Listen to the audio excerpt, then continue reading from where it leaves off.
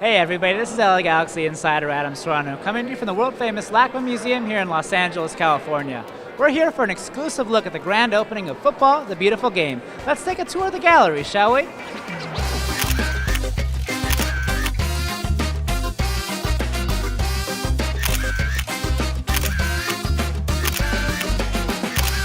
Futbol, the beautiful game. You're here at LACMA, and it's a show that I started thinking about probably every 4 years, and when you have the occasion of the World Cup coming up. For me as a curator, it seems like a time to not only think about it as a fan who's going to be in front of the television and watching the games, but also as a vocation, and to think about it in terms of art, and maybe in terms of the thoughts that artists are bringing to the game we love. There's about 30 artists in the exhibition. We have about, I think, 50 works. And it really is a range. I mean, we're standing here in front of the oldest piece in the exhibition, which of course is a portrait of Pelé by Andy Warhol from 1978. And then you have works that are much more recent, pieces from 2013, several works from younger artists. So there really is a range.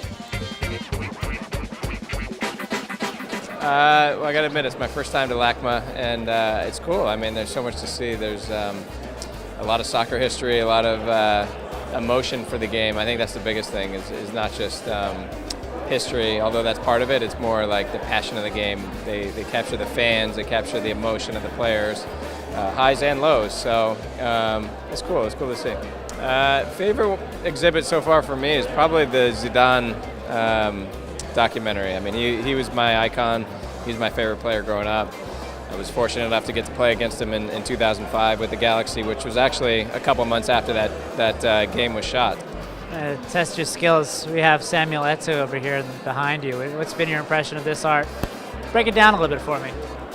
I have a similar one of myself in my house, so my forearms are a little bit bigger, so I don't want to put anyone down, but he's looking a little thin there.